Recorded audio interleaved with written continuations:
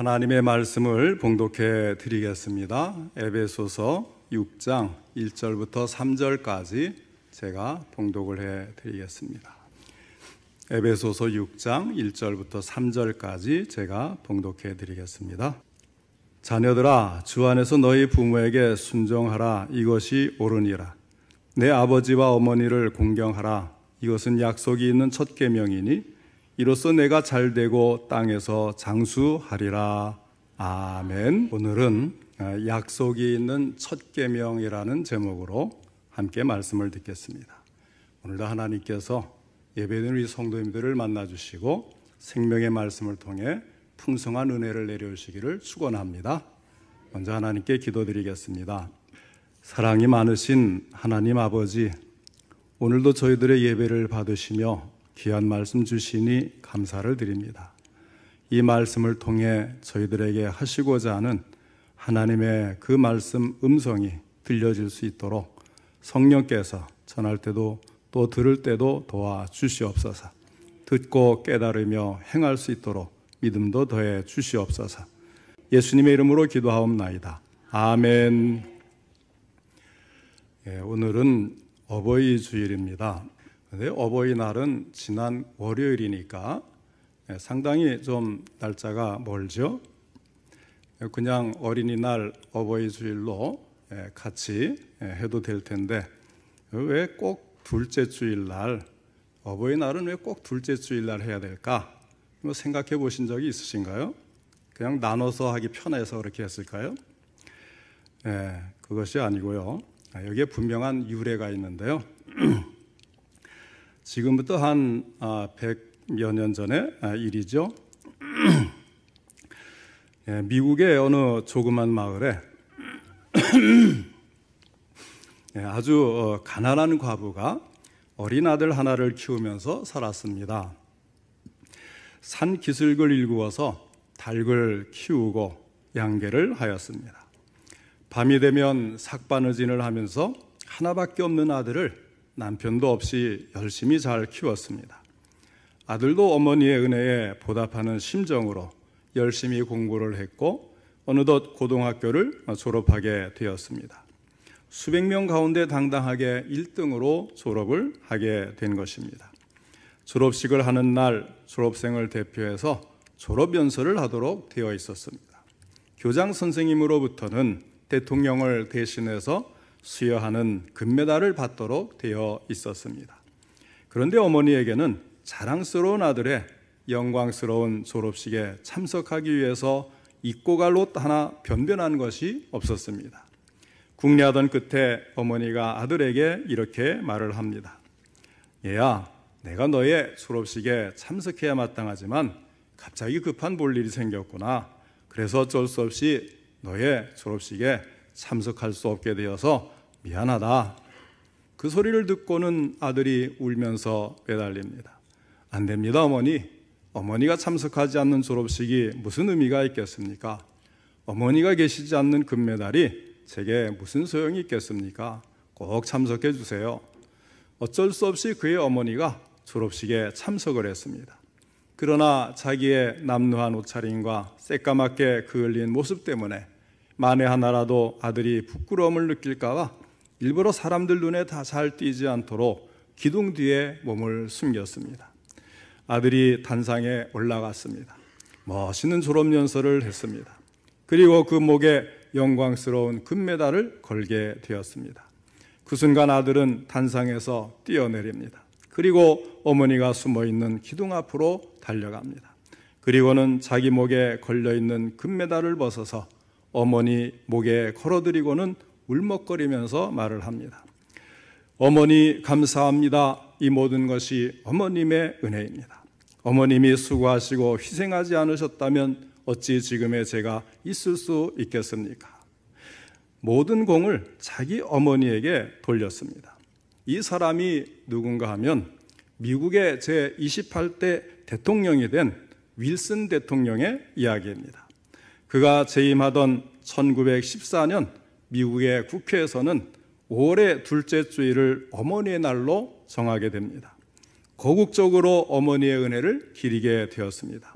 그때부터 전 세계의 교회가 5월 둘째 주일을 어버이 주일로 지키게 된 것입니다. 사실 효라는 것은 그 나라에 따라 방법이 조금씩 다를 수는 있어도 효의 사상이 없는 나라나 민족은 있을 수 없습니다. 그것은 자연의 동물들도 본능적으로 가지고 있는 것입니다.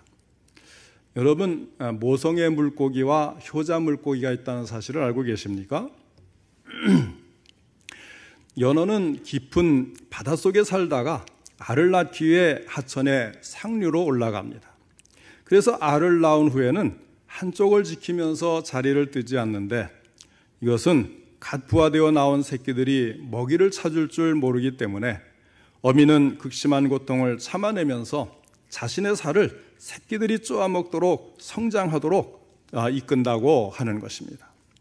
새끼들이 그렇게 어미의 살을 먹으며 성장하지만 어미는 결국 뼈만 남은 채 서서히 세상을 뜨게 되는데, 이를 통해 우리에게 위대한 모성애의 교훈을 가르쳐주고 있습니다. 그래서 연어를 모성애의 물고기라고 한다는 것입니다. 그런데 한편으로는요, 효자 물고기도 있어요. 이 물고기는 가물치입니다. 가물치는 수천 개의 알을 낳은 다음에 바로 실명을 하게 되어서 먹이를 찾을 수가 없게 되고 배고픔을 참아내야 한다는 겁니다.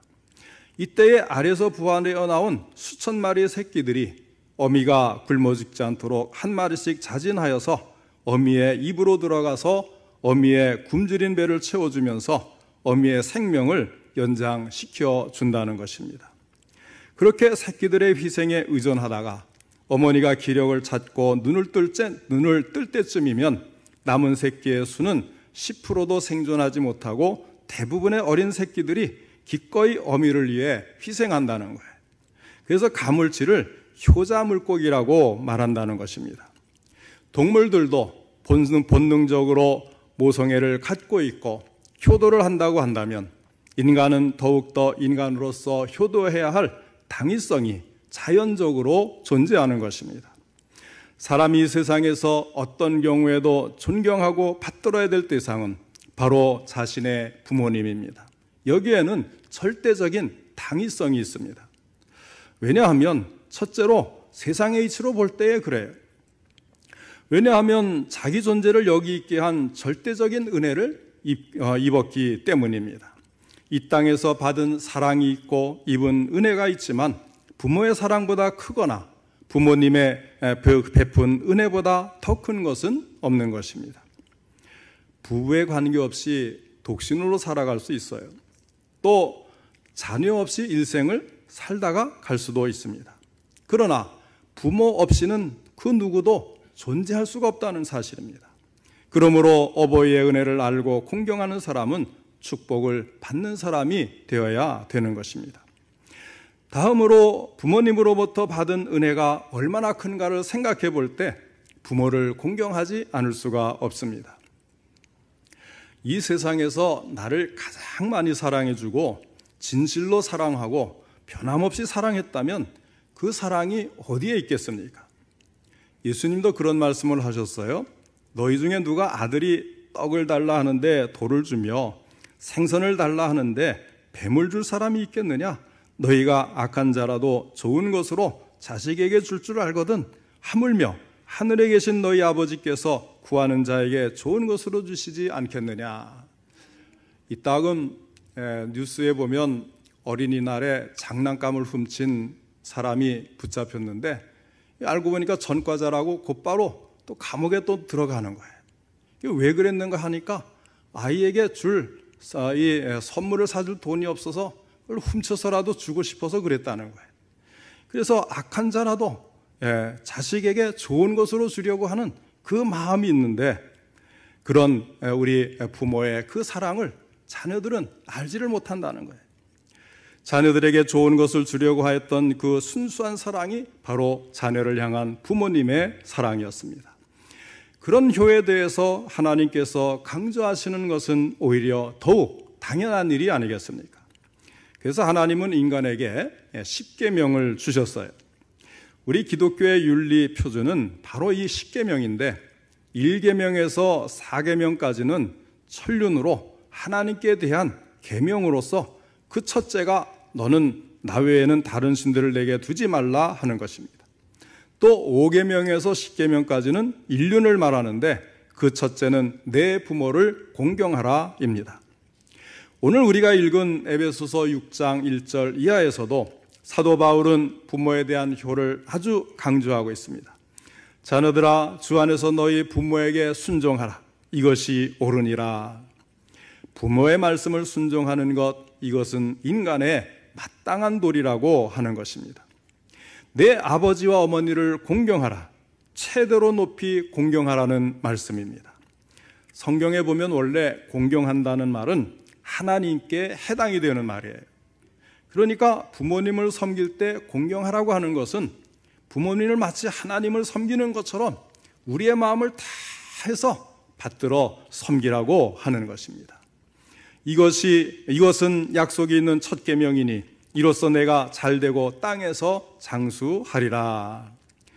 부모님에게 효도하는 것은 약속이 있는 첫 계명이라고 했습니다. 부모님에게 효도하는 것이 약속이 있는 첫 계명이라는 이 말씀은 세 가지의 중요한 사실을 우리에게 가르쳐 줍니다. 첫 번째로 부모님께 효도하는 자에게는 주어진 약속이 있습니다. 하나님의 놀라우신 상급이 있습니다. 그것이 무엇이라고 했습니까? 3절에 이로써 내가 잘되고 땅에서 장수하리라 하였습니다. 성공과 장수의 축복이 주어져 있는 것입니다. 이 두 가지는 사실 상당히 밀접한 연관이 있지요. 한번 생각해 보세요. 우리가 아무리 이 세상에서 잘되고 성공한다고 해도 장수하지 않으면 또 무슨 소용이 있겠습니까? 그리고 반대로 우리가 이 세상에서 장수한다고 해도 잘되지 못한 채 장수를 한다면 오히려 고생이 될 수밖에 없는 것입니다. 그런데 부모에게 효도하는 자에게는 잘될 뿐만 아니라 장수하는 축복까지도 하나님께서 아울러서 주신다고 하는 거예요. 그러니 참된 축복이고 놀라운 축복이 아닐 수가 없는 것입니다. 성경에 보면 부모님께 효도하고 또 우더른을 잘 섬김으로써 하나님께서 우리에게 약속해 주신 이 축복, 잘되고 장수하는 축복을 다 누린 사람들이 소개되어 있습니다. 예를 들면 구약 성경 속에 나오는 요셉은 참으로 부모에게 효도하고 또 부모님의 말씀에 잘 순종하는 아들이었습니다. 결국 이 요셉은 처음에는 고생했지만 나중에는 하나님의 축복을 받아서 애굽의 총리가 되는 큰 성공을 이루었습니다. 왕 다음으로 높은 위치에 오르게 되었습니다. 부모에게 순종하고 또 어떤 환경에 처하든지 자기 윗사람을 잘 공경했던 요셉이 하나님의 축복을 받아서 말씀 그대로 잘 되었던 것입니다. 그뿐만 아니라 장수의 축복도 누렸습니다. 요셉은 그 당시에 애굽 사람들이 가장 이상치라고 생각했던 수명 110세까지 이 땅에서 편안하게 수를 누리다가 하늘나라로 가게 된 것입니다. 하나님의 말씀에 순종해서 그 부모에게 효도하고 잘 공경할 줄 알았던 요셉은 문자 그대로 잘되고 장수하는 축복을 받아 누렸습니다. 또 한 사람의 예를 들어보겠는데요. 이번에는 여성의 예를 들어보죠. 구약의 룻기 속에 나오는 룻은 효부였습니다. 본래 룻은 모압 여인이었습니다. 유다인 사회에서는 천대받는 그런 이방 여인이죠. 그럼에도 불구하고 이 룻은 시어머니 나오미를 너무나도 잘 복양을 했습니다. 룻의 남편이 죽게 되었을 때 나오미가 룻에게 이런 말을 합니다. 이제 너는 나를 떠나서 내 마음대로 자유롭게 살아라. 젊은 며느리니까 이제는 새 남편 새 가정을 만나서 좀 행복하게 잘 살아라. 이렇게 당부를 하는 거예요. 그런데 그때 룻이 이런 유명한 말을 합니다. 내게 어머니를 떠나며 어머니를 따르지 말고 돌아가라 강건하지 마옵소서. 어머니께서 가시는 곳에 나도 가고 어머니께서 머무시는 곳에서 나도 머물겠나이다. 어머니의 백성이 나의 백성이 되고 어머니의 하나님이 나의 하나님이 되시리니 어머니께서 죽으시는 곳에서 나도 죽어 거기 묻힐 것이라. 만일 내가 죽는 일 외에 어머니를 떠나면 여호와께서 내게 벌을 내리시고 더 내리시기를 원하나이다. 얼마나 아름다운 고백입니까? 참으로 애절한 효심에서 우러나오는 말입니다. 룻은 나오미를 따르기 위하여 자기의 정든 고향 모압 땅을 떠났습니다. 이스라엘 땅 베들레헴에 왔습니다. 먹을 것이 아무것도 없었습니다. 그래서 룻은 다른 사람의 밭에 가서 땅에 떨어진 곡식 이삭을 주어서 자기 시어머니 나오미를 봉양을 해드린 것입니다. 이와 같은 룻에게 하나님께서 많은 축복을 해주셨습니다. 룻은 그 밭의 주인이요 그 지역의 유지였던 보아스를 만나서 결혼을 하게 되었습니다. 그래서 이방인인 룻이 이스라엘의 위대한 성군이었던 다윗 왕의 증조 할머니가 될 수가 있었던 것입니다. 이와 같이 하나님 말씀에 순종해서 자기의 부모를 공경할 줄 아는 자는 절대로 잘못되지 아니합니다. 이로써 내가 잘되고 땅에서 장수하리라. 성공과 장수의 비결이 부모님께 효도하는 것임을 기억하시기 바랍니다. 두 번째로 부모님께 효도하는 것은 하나님께서 우리에게 주신 여러 가지 계명 가운데서 가장 중요하고 으뜸이 되는 첫 계명입니다. 하나님은 시내산에서 모세에게 10가지 계명, 10계명을 주셨습니다. 앞에서 말한 것처럼 1에서 4계명까지는 하나님에 관한 계명, 5에서 10까지는 사람 사이에 관한 계명. 그래서 두 돌판을 주시면서 한쪽에는 하나님에 관한 1계명부터 4계명까지, 또 다른 한판에는 5계명에서 10계명까지 인간과 사람과 사람 사이에 지켜야 될 계명들을 기록해서 주셨는데, 자, 이 두 번째 돌판, 인간과 인간 사이에 지켜야 될 계명 가운데 가장 첫 번째에 해당하는 계명이 5계명인데 5계명이 무슨 내용입니까? 내 부모를 공경하라, 부모님께 효도하라고 하는 계명이에요. 이 제5계명은 모든 계명의 가장 기본이 되는 계명이라고 생각할 수밖에 없는 거예요. 한번 잘 생각해 보시기 바랍니다. 부모에게 효도할 줄 아는 자가 살인죄를 저질러서 부모의 마음을 아프게 할 수는 없을 것입니다. 또한 부모에게 효도하는 자는 가늠질 할 수도 없고 도둑질 할 수도 없습니다. 거짓말 할 수도 없습니다. 부모의 마음을 아프게 할 수가 없는 거예요. 이웃의 것을 탐낼 수가 없을 것입니다. 어떤 덩치 큰 아이가 자기보다 훨씬 작은 아이에게 매를 맞고 있었습니다. 주먹을 꽉 움켜쥐고는 눈물을 뚝뚝 흘리면서도 상대방을 때리질 않는 거예요. 그래서 지나가던 사람이, 얘야, 너는 왜 너보다 작은 아이에게 맞고만 있니? 그러니까 뭐라고 대답을 하는가 하면, 엄마가 싸우지 말랬어요 하는 거예요. 부모에게 효도하고자 하는 자가 밖에 나와서 싸움을 하고 말썽을 부려서 부모의 마음을 상하게 할 수는 없는 것입니다. 그러나 반대로 부모에게 효도할 줄 모르는 사람들은 이런 모든 죄를 다 짓지 않겠습니까? 하나님께서 주신 계명들을 쉽게 어길 것입니다. 요한일서 4장 20절에 보면, 보는 바 그 형제를 사랑하지 아니하는 자는 보지 못하는 바 하나님을 사랑할 수 없느니라 말씀을 합니다. 눈에 보이는 육신의 부모님을 우리가 공경하지 못할진대 어찌 눈에 보이지 아니하는 하나님 아버지를 공경한다고 말할 수 있겠습니까? 그렇다고 말하는 사람은 거짓이요 잘못된 신앙이라고 할 수밖에 없는 것입니다. 우리는 하나님께서 우리에게 주신 여러 가지 계명 가운데 가장 중요한 첫 계명은 부모님에게 효도하라는 말씀인 것을 명심하고 언제나 부모님께 순종하고 공경하며 효도를 다하는 그리스도인의 모습이 되시기를 바랍니다. 하나님께서 사람들 사이에 지키라고 주신 여러 가지 계명 가운데서 으뜸인 첫 계명, 내 부모를 공경하라, 내 부모에게 효도하라는 이 말씀입니다. 우리가 이것을 제대로 지키지 못하면서 다른 계명을 지킨다고 하는 것은 모두가 거짓말이 될 수밖에 없는 것입니다. 세 번째로 부모에게 효도하는 것은 하나님이 명령하신 계명이라는 사실입니다. 하나님께서 우리에게 주신 엄한 명령의 말씀입니다. 이 계명은 하나님 명령이므로 선택의 여지가 없어요. 효도해도 되고 안 해도 되는 것이 아니고 절대 명령인 것입니다. 단순한 도덕과 윤리적인 차원에서 끝나는 것이 아닙니다. 따라서 부모에게 효도하라는 하나님의 이 계명에는 이유와 변명이 있을 수가 없습니다. 핑계거리가 있어서는 안 된다는 것입니다. 무조건적인 순종만 요구될 뿐입니다. 잠언 30장 17절에 보면 아비를 조롱하며 어미 순종하기를 싫어하는 자의 눈은 골짜기의 까마귀에게 쪼이고 독수리 새끼에게 먹히리라 하였습니다. 출애굽기 21장 15절에 보면 자기 아버지나 어머니를 치는 자는 반드시 죽을지니라 하였고, 또 출애굽기 21장 17절에 보면 자기의 아버지나 어머니를 저주하는 자는 반드시 죽일지니라, 이렇게 엄한 명령을 내렸습니다. 불효의 죄가 크므로 형벌도 엄하게 다스렸습니다. 부모에게 불효하면서 하나님을 공경한다는 것은 위선이기 때문입니다.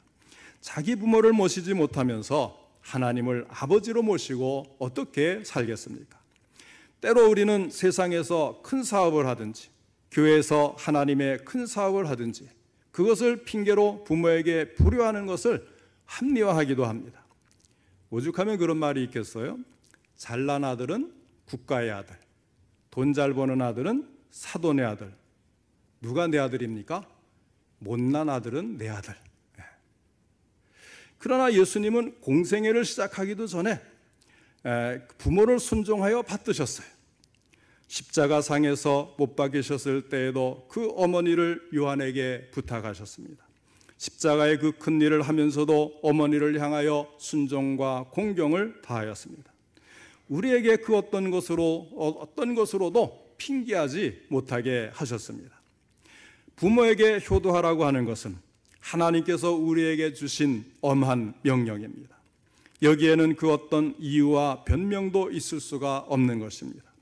부모에게 효도를 하긴 해야겠는데 지금은 공부를 해야 하기 때문에, 또는 사업을 해서 돈을 벌어야 하기 때문에, 나라를 위해 큰 일을 해야 하기 때문에 부모에게 효도할 수가 없다는 것은 이유가 되지를 못하는 것입니다. 이유를 막론하고 부모에게 효도해야 합니다. 그 어떤 이유에서라도 하나님께서 우리에게 주신 계명을 범할 수가 없음을 우리는 명심해야 하겠습니다. 효도하라고 하는 그 말씀에 무조건적으로 절대적으로 순종해야 합니다. 마지막으로 올바른 효도에 대해서 생각을 해보겠습니다. 첫째로, 효도는 살아생전에 해야 한다는 것입니다. 효도도 때가 있지요. 그 때를 놓치면 아무리 후회해도 소용이 없어요. 이 많은 사람들이 가장 후회하는 게 뭐예요? 이제는 모실만 하고 잘해드릴만 한데 안 계신 게 제일 후회스럽지 않습니까? 송강 전철의 훈민가 16수 중에 효를 강조한 시조가 있지요. 어버이 살아계실 때 섬기기란 다하여라. 지나간 후면 애달다 어이하리. 평생에 고쳐 못할 일은 이뿐인가 하노라 시조를 기록해 놓았습니다. 돌아가신 후에 무덤 크게 만들고 비싼 제사상 차려놓는 것들은 다 아무 소용이 없다는 거예요. 보통 부모님 돌아가시고 난 다음에 이 제사상 가지고 큰 소리 내는 자녀가 있어요. 근데 가만히 보면 살아계실 때는 모시지도 않고 찾아뵙지도 잘 않고 그 부모에게 그 말썽을 부렸던 자녀들이 희한하게 또 돌아가신 다음에는 제사가 소홀하다고 형제간에 불화하는 경우가 의외로 참 많이 있어요. 아무리 생각해도 이해하기가 어려워요. 살아계실 때는 그렇게 말썽을 부리던 자녀가 돌아가신 다음에는 제사상 잘 안 차린다고 형제들에게 또 이제 야단을 치고 말이죠. 살아계실 때 잘해야 소용이 있는 것입니다. 그 다음에 둘째는, 최고의 효도는 구원받아 천국에 가실 수 있도록 해드리는 것입니다. 오늘 읽은 본문 에베소서 6장 1절 말씀에 자녀들아 주 안에서 너희 부모에게 순종하라 이것이 옳으니라 하였습니다. 순종하는데 주 안에서 순종하라 그랬어요. 여기는 두 가지 의미가 있습니다. 1차적으로는 하나님의 말씀이 우선이라는 거죠. 부모를 이제 효도하고 부모에게 순종하는데 하나님의 말씀이 우선이 되어서 하나님의 명령에 따라 부모를 공경하는 거예요. 그 다음에 2차적으로는 주 안에서, 다시 말하면 부모님도 주 안에 있게 하셔서 부모님이 구원받고 천국에 가시게 하는 것이 최고의 효도다, 이런 의미가 들어있는 거예요. 살아생전에 아무리 섬기기를 잘한다고 해도 주 안에서 함께 있지 아니하면 참 영원한 세상은 어딜 가시겠어요? 그거보다 큰 불효는 없는 거예요. 내가 주 안에 있어야 하고 부모님을 주 안으로 모셔야 합니다. 그리하여 부모님의 영혼이 구원받게 되었다면 이는 최상의 효도가 될 것입니다. 근데 또 반대로 말이죠. 부모님은 주 안에서 예수 잘 믿고 천국에 갔는데 자녀는 예수를 안 믿고 천국에 못 갔어요. 그것도 불효 아니겠어요? 우리는 부모님을 천국에 모시고 우리도 천국에 들어가서 만나는 것, 이거보다 더 큰 효도는 없는 것입니다. 그 다음에 세 번째는 효도는 행동으로 해야 하는 것이지 마음만 있어서는 안 된다는 것이에요. 마음은 있는데 찾아뵙지 못한다. 필요한 생활비나 용돈은 못 드려도 진심은 부모를 사랑한다. 있을 수 없는 말이죠. 자, 마음은 굴뚝 같은데 부모님에게 아무것도 안 해드려요. 근데 평소에 부모님 좀 말씀을 어기는 것 같고 좀 골치 좀 아프게 하는데 부모님을 위해서는 또 물질적으로 또 필요할 때마다 최선을 다해서 돌봐드리는 것. 어느 것이 진짜 효도일까요? 그런 말이 있습니다. 효도는 흉내만 내도 좋은 것이다. 무슨 이야기냐면요, 체면 때문에 동네 사람들 부끄러울까 봐 부모님께 용돈 드리고 또 좋은 곳에 구경시켜 드리고 마음에는 아유 귀찮고 뭐 부모님 때문에 시간 뺏긴다 그러면서도 체면 때문에 잘해드리면 부모님의 그 몸과 마음을 편안하게 해드리는 그것이 효도가 된다는 거예요. 물론 마음도 부모님을 진심으로 사랑하고 물질로 육체적으로 부모님을 편안하게 모시는 것이 최상이겠지만은, 그러나 옛말에 효도는 흉내만 내도 좋은 것이다, 그 말의 의미를 잘 기억을 해서 몸도 편하게 해드리고 마음도 편하게 해드리고 항상 부모님을 편안하게 해드리는 그런 효도자들이 되시기를 바랍니다. 사실 부모님의 은혜가 얼마나 큽니까? 부모가 자녀를 위해서 하는 일은 거의 살인적인 희생이라고 해도 과언이 아닐 거예요. 보통 자기가 이제 부모님이 좀 가난하고 힘들어서 혼자서 열심히 공부하고 이제 성공하면 자수성가했다 그러잖아요. 그러면서 부모님이 내게 해준 게 뭐가 있느냐 이렇게 이야기를 하는데, 여러분 한번 막상 자녀를 낳아서 그 뱃속에 놓고 또 출산하고 또 그것을 어려서 참 이제 뭐 병에 걸리면 병원에 왔다 갔다 하고 뭐 똥오줌 가리고 이러면서 키워본 그런 부부는 어때요? 내가 모든 걸 다 해줬다고 얘기하잖아요. 그러니까 그 어린 시절을 기억 못하는 사람은 나는 혼자 자랐어 그러지만, 부모님은 정말 살인적인 희생을 해가면서 자녀를 키운 거예요. 아무리 어려운 상황이라도. 자녀들아, 주 안에서 너희 부모에게 순종하라. 이것이 옳으니라. 내 아버지와 어머니를 공경하라. 이것은 약속 있는 첫 계명이니 이로써 내가 잘되고 땅에서 장수하리라. 효도하는 자에게 하나님께서 복을 약속해 주셨습니다. 부모님을 순종하는 것, 이것은 약속이 있는 계명입니다. 우리 성도님들의 가정은 여호와의 명령에 따라서 부모님들을 잘 섬기고 공경하여 하나님께서 약속해 주신 놀라운 축복, 잘되고 장수하는 이 상급까지 다 받아 누리는 복이 있으시기를 주님의 이름으로 축원합니다. 기도하겠습니다. 사랑과 은혜가 풍성하신 하나님 아버지, 오늘 어버이 주일을 맞이하여서 부모 공경이 하나님의 명령인 것을 다시금 깨달으며 그동안 우리가 부모님을 공경하지 못하고 부족하게 해드렸던 것들을 회개하오니 주여 용서하여 주시옵소서. 이제는 주님의 말씀에 따라 주 안에서 철저하게 부모를 공경하며 편안하게 해드리겠다고 결심하고 실천하는 우리 모든 성도님들 되게 하여 주시옵소서. 그리하여 부모 공경하는 자에게 약속하신 하나님의 축복도 받아 누리는 자녀들이 되게 하여 주옵소서. 특히 불신 부모님을 모시는 분들은 그분들의 영혼 구원을 위해 기도하고 앞으로 더욱 순종하여 구원에 들어서도록 돕겠다고 다짐하고 이루게 하여 주시옵소서. 우리 모든 성도님들 가정마다 평안을 주시고 화목하게 하시고 행복하게 하시고, 부모님은 자녀들 때문에 행복하고 자녀들은 부모님을 공경하며 더욱더 화목하고 행복한 가정이 되게 하여 주시옵소서. 예수님의 이름으로 기도하옵나이다. 아멘.